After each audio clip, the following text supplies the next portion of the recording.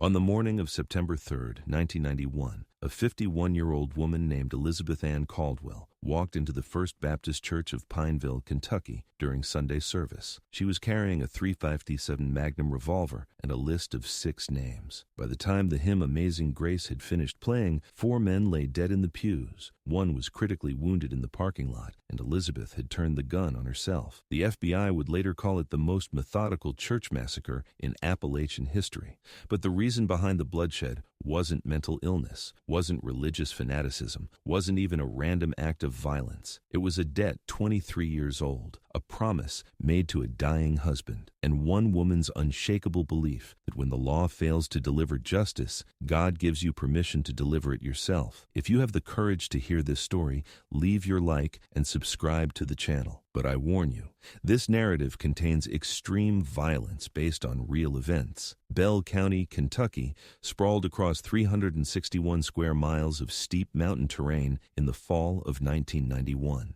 The county sat wedged against the Tennessee border, cut through by the Cumberland Gap, the same mountain pass Daniel Boone had used to open the frontier 2 centuries earlier. The county seat, Pineville, held around 2,200 souls, but the real population lived scattered across the hollows, up places like Straight Creek, Clear Creek, and Yellow Creek, where families had been since before Kentucky was even a state. September in Bell County meant temperatures hitting 78 degrees by afternoon, humidity still thick enough to make your shirt stick to your back. The air smelled like goldenrod and ragweed in the sweet decay of early fall. At night, when temperatures dropped to 55, fog rolled down from the mountains and turned the valleys into bowls of white mist. Sound traveled strange in that fog. Sometimes you'd hear a dog barking 5 miles away, clear as if it was in your yard. Other times, you wouldn't hear a truck until it was right behind you. But 1991 was a hard year for Bell County. The coal industry had been in collapse for 2 decades. Mines that had employed thousands in the 1960s now sat abandoned, their tipples rusting, their conveyor belts frozen in place like the skeletons of industrial dinosaurs.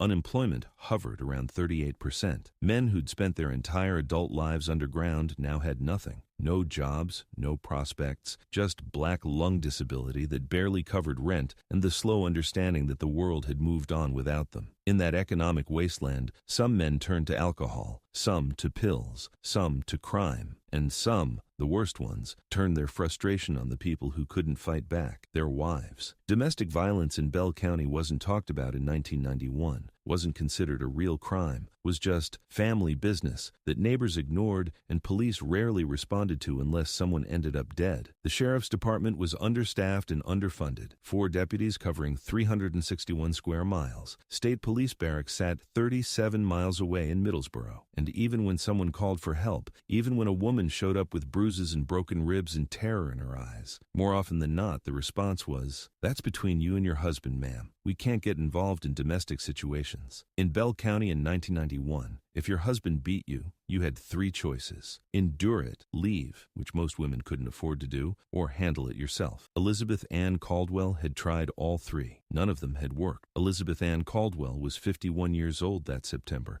though grief and rage had aged her beyond her years. 5'6", thin in the way that comes from not eating properly, not from vanity. Her hair had gone completely gray by age 43, shortly after her husband died. Her hands were work-worn, knuckles swollen from arthritis and decades of manual labor. She'd been born Elizabeth Ann Morrison in 1940, right as America was gearing up for World War II. Grew up in Bell County in a 2-room house on Yellow Creek. Her father worked in the mines. Her mother took in laundry. They were poor, but not desperately so, not by Bell County standards anyway. She'd married Robert James Caldwell in 1960, right after graduating high school. Robert was 22, working in the Lynch coal mine, making union wages that seemed like a fortune to a girl who'd grown up wearing shoes with cardboard in the soles. They'd had 3 children, Margaret, born in 1961, Susan, born in 1963, and Robert Jr., born in 1966. 3 beautiful children who'd given Elizabeth purpose and joy, even when money was tight and Robert's shifts were long. Robert had been a good man. Not perfect. No one was perfect, but good. He'd worked hard, paid his bills, loved his family, went to church every Sunday. The kind of man who helped neighbors with barn raisings and never asked for anything in return. What Elizabeth valued most wasn't money or status or anything material. What she valued was safety.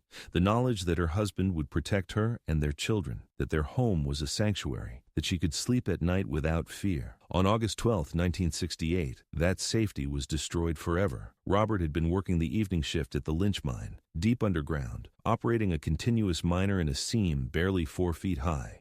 At 9:47 p.m., a roof section collapsed, 12 tons of rock and coal falling in less than 2 seconds. 5 men were caught in the collapse. 4 died instantly. Robert James Caldwell survived long enough to be pulled out and rushed to the hospital in Middlesbrough. Elizabeth had been called at 11:20 p.m., had driven the winding mountain roads in darkness, praying every mile, had arrived at the hospital to find Robert in the emergency room, conscious but fading. The doctors had been blunt, massive internal injuries, crushed pelvis, ruptured spleen, multiple fractured ribs that had punctured both lungs, hours to live, maybe less. Elizabeth had been allowed into his room at 12:15 a.m., had held his hand while he struggled to breathe, while blood filled his lungs, while his body shut down system by system. "Beth," he'd whispered. His voice was barely audible over the oxygen machine. "The kids, you have to protect them." "I will, Robert, I will, I promise. The mine, they won't pay. Company's been cutting corners. This collapse, preventable. They'll try to say it was our fault." He coughed. Blood came up. The nurse had rushed in with suction equipment. "Don't let them get away with it," Robert had said when he could speak again. "Promise me, you'll make them pay. For me, for the others, promise." Elizabeth had been crying so hard she could barely see. "I promise, Robert, I promise. I'll make them pay. I'll get justice for you." "Good," he'd smiled weakly. "Good wife. Best thing ever happened to me." Robert James Caldwell died at 1:47 a.m. on August 13, 1968, 28 years old, married 8 years, father of 3 children who'd never really remember him. Elizabeth had kept her promise, or tried to.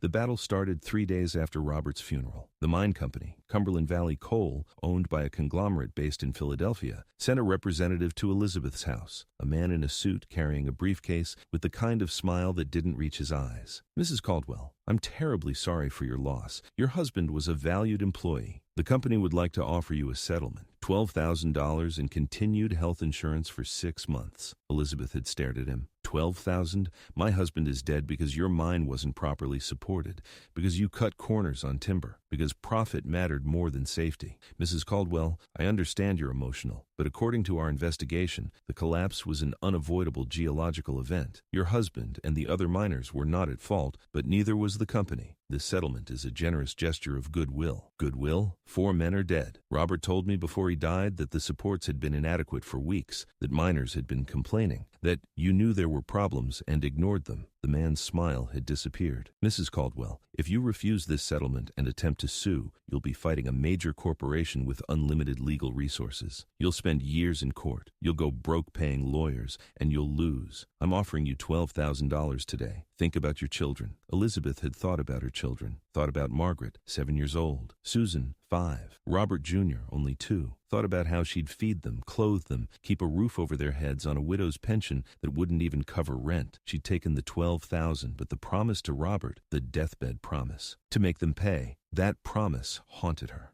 She'd tried going to the newspapers. The Middlesbrough Daily News had run a small story about the collapse, but hadn't investigated further. The mine company advertised heavily in the paper. Journalists who asked too many questions found themselves unemployed. She'd tried contacting the State Mine Safety Board, had written letters detailing everything Robert had told her about inadequate supports, about management ignoring safety complaints. The board had sent back a form letter. "After thorough investigation, we find no evidence of negligence on the part of Cumberland Valley Coal." She'd tried hiring a lawyer, but lawyers cost money she didn't have, and every attorney in Bell County knew that going against Cumberland Valley Coal was career suicide. The mine company employed half the county directly or indirectly. You didn't bite the hand that fed you. For 2 years, Elizabeth had beaten her head against the wall of corporate indifference and legal impossibility. And slowly, she'd come to understand something that changed her fundamentally. Justice wasn't real. Not for people like her. Not when corporations had unlimited money and political connections. Not when the system was designed to protect the powerful at the expense of the powerless. In August 1970, exactly 2 years after Robert's death, Elizabeth had stopped fighting through legal channels. But she hadn't stopped fighting. She'd started keeping a list in 1970, written in a notebook she kept hidden in the back of her closet. 6 names, 6 men who were responsible for Robert's death. 6 men who'd valued profit over safety, who'd ignored warnings, who'd sent miners into a death trap and then covered it up.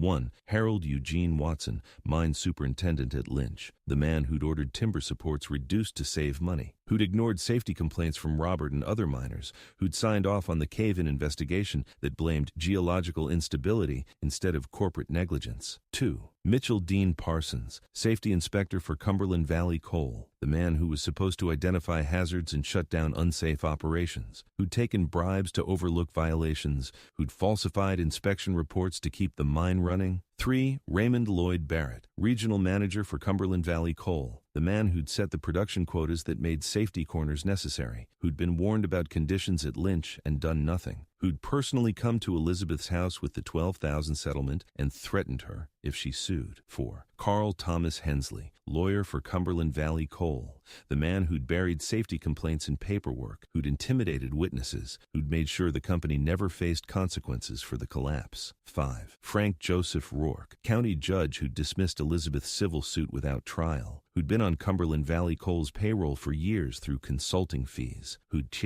betrayed his oath to deliver justice in favor of protecting corporate interests. 6. Peter Michael Collette, editor of the Middlesbrough Daily News, the man who'd killed every story about mine safety, who'd turned a newspaper into a PR firm for the coal company, who'd silenced truth to protect advertising revenue. 6 men, all living comfortable lives while Robert rotted in the ground, and Elizabeth struggled to feed 3 children on a widow's pension. For 20 years, Elizabeth had watched these men prosper, had watched Harold Watson get promoted to vice president, had watched Mitchell Parsons retire with a full pension, had watched Raymond Barrett buy a second home in Florida, had watched them laugh at church socials, had watched them shake hands with the mayor, had watched them live unpunished while Robert's children grew up without a father. And slowly, so slowly she didn't even realize it was happening, Elizabeth's grief had transformed into something else. Not rage. Rage was hot, uncontrolled. What Elizabeth felt was colder, more patient, more absolute. Certainty. The bone-deep certainty that God had failed to deliver justice, that the law had failed, that human institutions had been corrupted beyond redemption,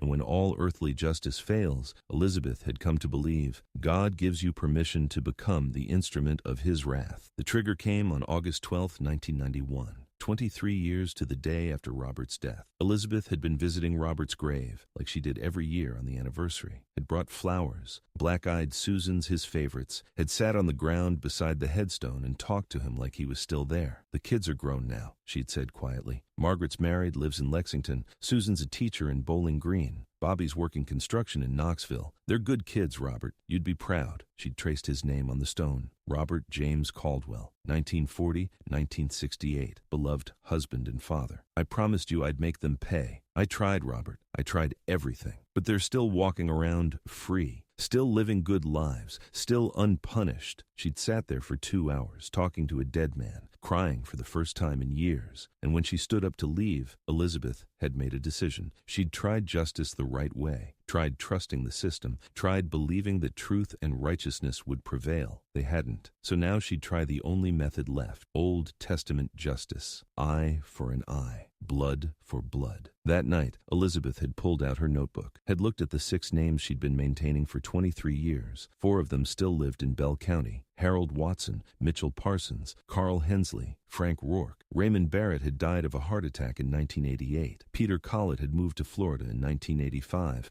4 targets remained. 4 men who'd stolen her husband and faced no consequences. 4 debts unpaid. Elizabeth had inherited Robert's .35 Magnum revolver when he died, had kept it in a drawer for 23 years, never firing it, never even loading it. On August 13, 1991, she'd cleaned the gun, loaded it, practiced in her backyard until she could hit a target at 20 feet. For 3 weeks, she'd watched the 4 men, learn their routines, where they lived, where they worked, where they went on Sundays. All 4 attended First Baptist Church of Pineville, same church where Robert's funeral had been held 23 years earlier. Every Sunday, 11 a.m. service, sitting in pews with their wives and children and grandchildren, singing hymns about mercy and forgiveness. On the morning of September 3, 1991, Elizabeth Ann Caldwell had put on her best dress, the navy blue one she'd worn to Robert's funeral, had written letters to each of her 3 children explaining what she was about to do and why, had placed the letters on her kitchen table where they'd be found, had picked up the .357 Magnum and 6 bullets, and had driven to First Baptist Church to deliver the justice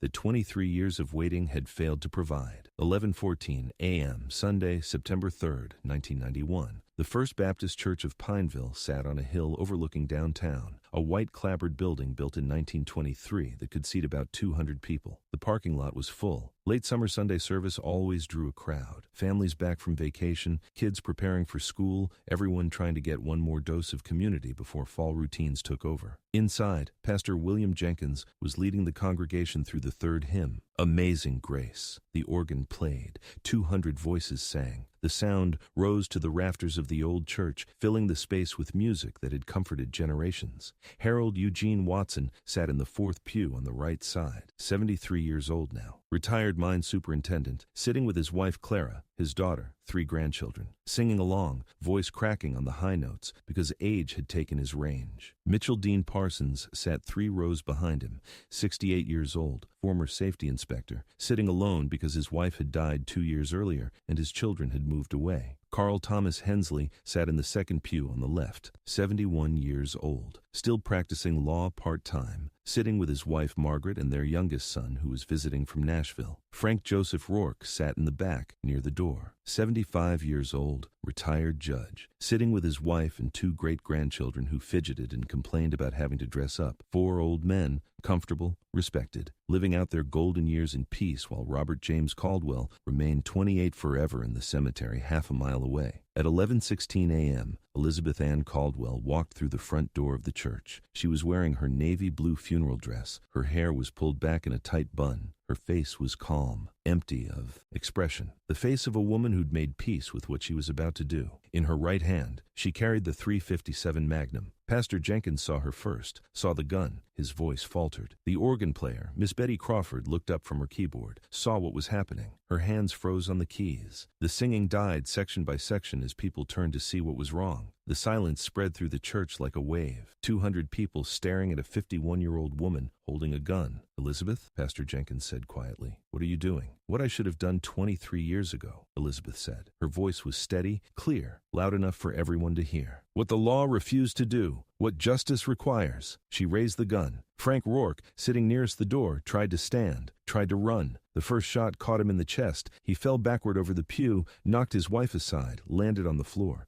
His great-grandchildren started screaming. Chaos erupted, people screaming, running, diving under pews, stampeding toward the rear exit. But Elizabeth didn't rush, didn't panic, just moved methodically down the center aisle, gun raised, looking for her targets. Carl Hensley had frozen in his pew, was staring at her with wide eyes, finally understanding who she was, what this was about. You remember Robert Caldwell? Elizabeth said as she approached him. My husband, the man who died because your mine ignored safety regulations? Elizabeth, please, I was just doing my job. So am I. The second shot took Carl Hensley in the face at 6 feet. He fell across his wife, who was screaming, covered in her husband's blood. Mitchell Parsons had made it to the side door, was fumbling with the handle, hands shaking too badly to grip it properly. Elizabeth walked over calmly. Mitchell, he turned, tears streaming down his face. I'm sorry. I'm so sorry. I should have shut it down. I should have. Yes, you should have. The third shot entered just below his sternum. Mitchell collapsed against the door, slid down to the floor, left a blood trail on the white-painted wood. Harold Watson had made it outside, was running across the parking lot toward his car. His legs were old, his breathing labored, but terror gave him speed he hadn't had in years. Elizabeth followed him out, walked, didn't run, watching him stumble between cars, watching him realize he was too slow, too old, too far from safety. Harold Eugene Watson, Elizabeth called across the parking lot.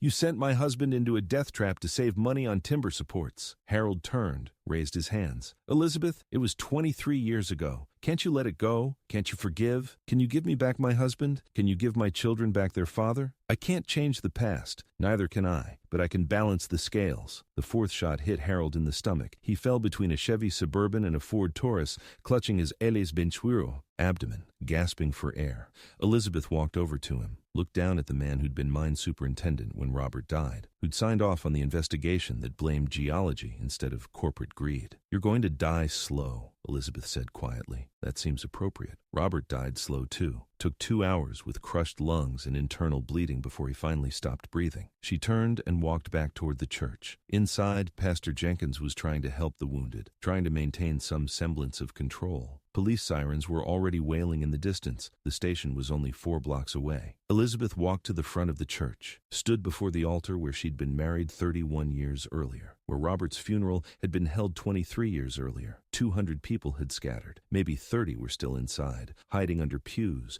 pressed against walls, too terrified to run. "I'm not here to hurt innocent people," Elizabeth said loudly. Her voice echoed in the church. "I came for 4 men who killed my husband and faced no consequences.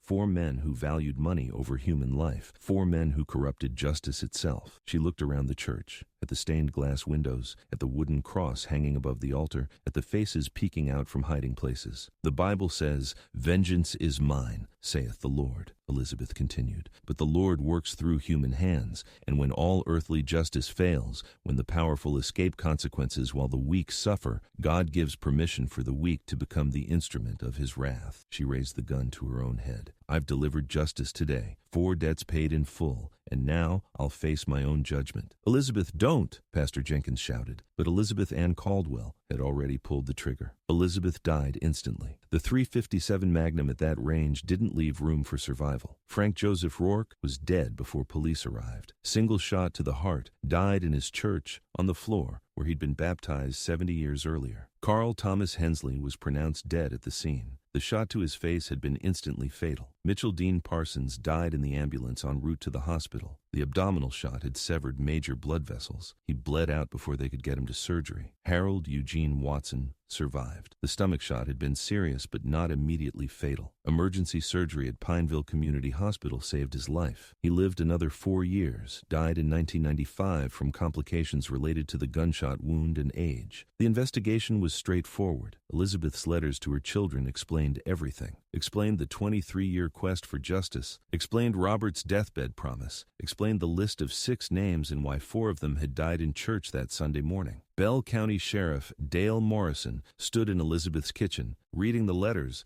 and felt something he'd rarely felt in 30 years of law enforcement: sympathy for the perpetrator. "She tried everything legal," he said to the state police detective. "Lawyers, newspapers, safety boards, courts. Every single avenue failed her. System completely broke down." "That doesn't justify murder," the detective said. "No, but it explains it. The funerals were held over the next week. Frank Rourke's on Tuesday, Carl Hensley's on Wednesday, Mitchell Parsons on Thursday. Elizabeth Ann Caldwell's funeral was on Friday. Her 3 children, Margaret Susan and Robert Jr., buried their mother in the plot next to their father. The service was small, maybe 40 people. Most of Bell County stayed away, afraid of being associated with a mass murderer. But the people who came were the ones who understood, who'd lost fathers and husbands in mine collapses, who'd fought the coal companies for justice and lost, who'd watched the powerful escape consequences while the powerless suffered. Pastor Jenkins delivered the eulogy. He struggled through it, voice breaking multiple times. Elizabeth Caldwell committed murder. There's no way around that. She took 4 lives in violence.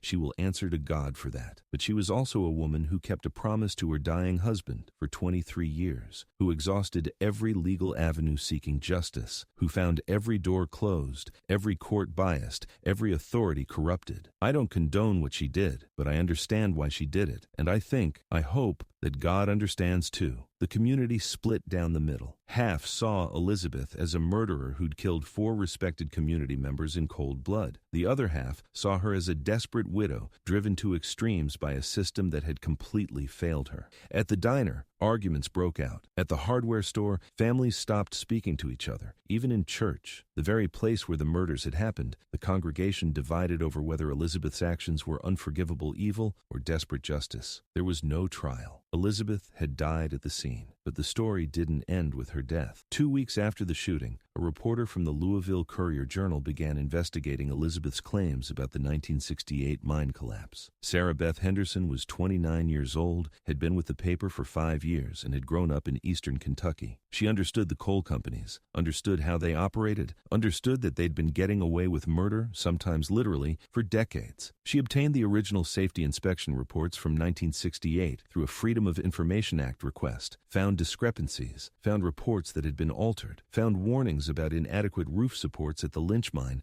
that had been filed 3 weeks before the collapse and then disappeared from the official record. She tracked down former miners who'd worked at Lynch in 1968, found 6 men willing to talk, all retired now. with nothing left to lose. All of them confirmed what Robert Caldwell had told Elizabeth on his deathbed. The supports had been inadequate for months, complaints had been filed, management had ignored them. She found internal memos from Cumberland Valley Coal discussing ways to reduce timber costs without attracting attention from safety inspectors. She found evidence that Mitchell Parsons, the safety inspector, had accepted $2,000 in cash payments from the mine company in the 6 months before the collapse. She found records showing that Judge Frank Rourke had been on Cumberland Valley Coal's payroll as a consultant when he dismissed Elizabeth's civil suit. The story ran on October 15, 1991. Front page, above the fold. Justice denied. How corporate corruption led to 4 deaths in a Bell County church. The reaction was immediate and explosive. The State Mine Safety Board reopened the investigation into the 1968 collapse, found evidence of criminal negligence, but everyone responsible was already dead, killed by Elizabeth, or died of natural causes in the intervening 23 years. Cumberland Valley Coal issued a statement expressing regret for any oversights that may have occurred in 1968, but denied criminal wrongdoing. The company had been sold 3 times since 1968. The current owners had no connection to the collapse. No charges were ever filed. No one ever faced legal consequences for Robert Caldwell's death or the deaths of the other 4 miners in that collapse. But the truth was finally public, finally documented, finally undeniable. Elizabeth Ann Caldwell had been right. The mine collapse had been preventable. The company had ignored safety warnings. Officials had been bribed. Justice had been corrupted. She'd tried for 23 years to expose that truth through legal means, and only by committing murder had she finally forced people to pay attention. 28 years have passed since that September morning in First Baptist Church. The church still stands, still holds services every Sunday at 11 a.m. But there's a plaque in the narthex now, listing the 5 who died that day: Frank Joseph Rourke, Carl Thomas Hensley, Mitchell Dean Parsons, Harold Eugene Watson,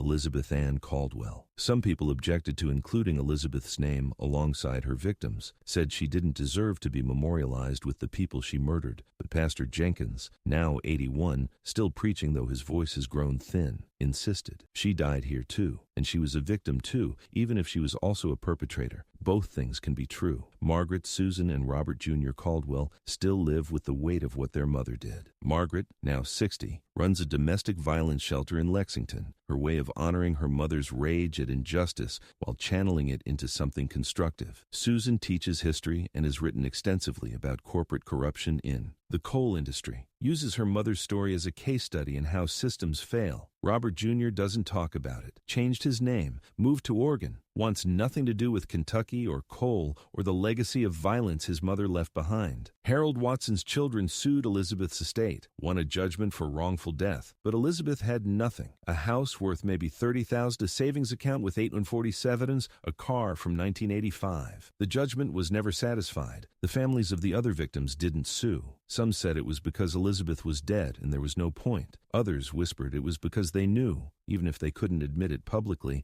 that their fathers, grandfathers, husbands had done wrong. That Elizabeth's violence was monstrous but not unprovoked. The most disturbing part of this story isn't the violence, isn't even the 23-year pursuit of revenge. It's the question Elizabeth's actions force us to confront. What do you do when the system completely fails? When corporations buy judges? When officials take bribes? When every legal avenue is closed because the powerful have corrupted every institution that's supposed to protect the powerless? Elizabeth tried everything right, filed complaints, hired lawyers, went to the press, followed every proper channel, and every door was slammed in her face because the people she was fighting had money and power and connections. So she made a choice, a terrible choice, an unforgivable choice maybe. But was it incomprehensible? Was it crazy? Or was it the logical endpoint of a system that had failed her so completely that violence seemed like the only language anyone would understand? In a better world, Elizabeth Ann Caldwell would have gotten justice through courts. Robert's death would have been investigated properly. The company would have faced consequences. Safety standards would have been enforced. 4 men would have gone to prison instead of dying in a church. But we don't live in that world. We live in a world where corporations regularly get away with killing people, where the powerful rarely face consequences, where the system is designed to protect those who can afford protection and abandon those who can't. And in that world, sometimes a 51-year-old widow decides that if God and the law won't deliver justice, she'll have to deliver it herself. 4 men died for their role in Robert Caldwell's death. Elizabeth died for killing them. And 23 years of rage and grief and broken promises